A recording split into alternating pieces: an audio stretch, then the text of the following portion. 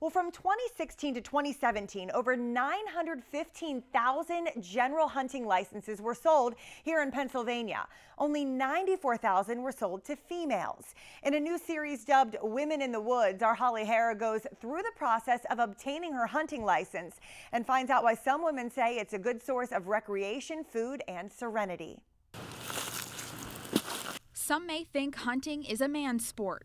Historically, women have been a small portion of the hunting population, the hunting fraternity, approximately 10%. We'd like to see that increase. If you ask Janet Zimmerman, a longtime hunter and lover of all things wildlife, the one place she's at peace is in the woods.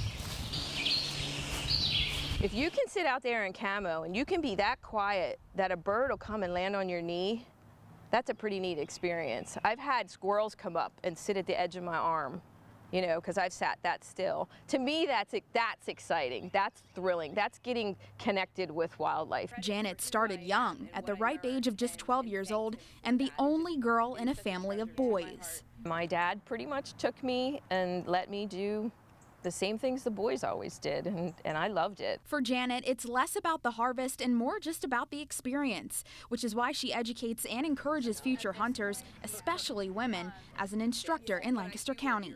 Last year in our classes was that 32% were females. And that's a pretty high number given the fact that when I took a class, I was the only female.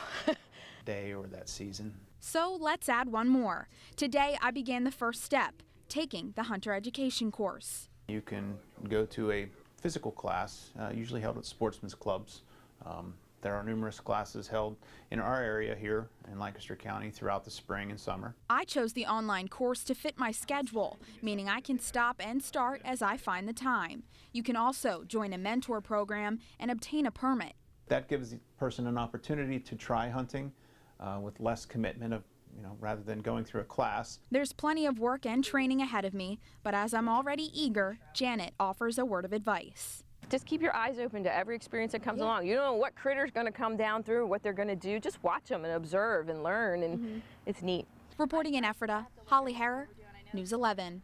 We'll tune in next week as Holly heads to the shooting range for target practice, and the next step is the next step in getting ready to actually go out on a hunt.